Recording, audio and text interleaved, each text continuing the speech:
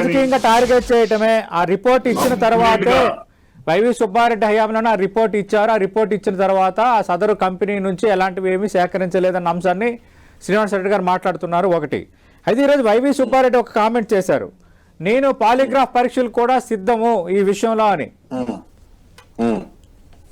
ఇప్పుడు ఈ దేశంలో ఏ దొంగనైనా ఏ నేరస్తునైనా పట్టుకొని వస్తే విచారణ అధికారులు పోలీసులు ఆడు చెప్పే మొట్టమొదటి స్టేట్మెంట్ ఏంటంటే నాకేమీ తెలియదు, నేను ఒట్టి అమాయకుణ్ణి.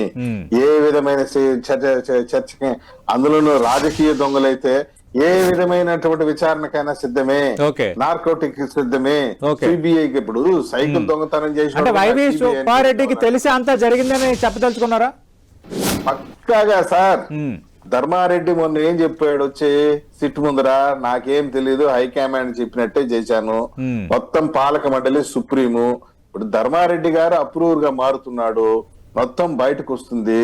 ఇప్పుడు నిన్న కూడా ధర్మారెడ్డి వచ్చాడు, అంతకుముందు తిరుపతి వ్యవహారంలో వచ్చాడు, అంతకుముందు లడ్డు వ్యవహారంలో అటెండ్ అయ్యాడు. లడ్డు వ్యవహారంలో కూడా నాకు ఏం తెలియదండి. ఇప్పుడు ఒకరికొకరు ఇక్కడ ఒక విషయం, అసలు విషయం నేను చెప్పేది మర్చిపోతున్నా. ధర్మారెడ్డి శుద్ధ పోసేం కాదు, వైవి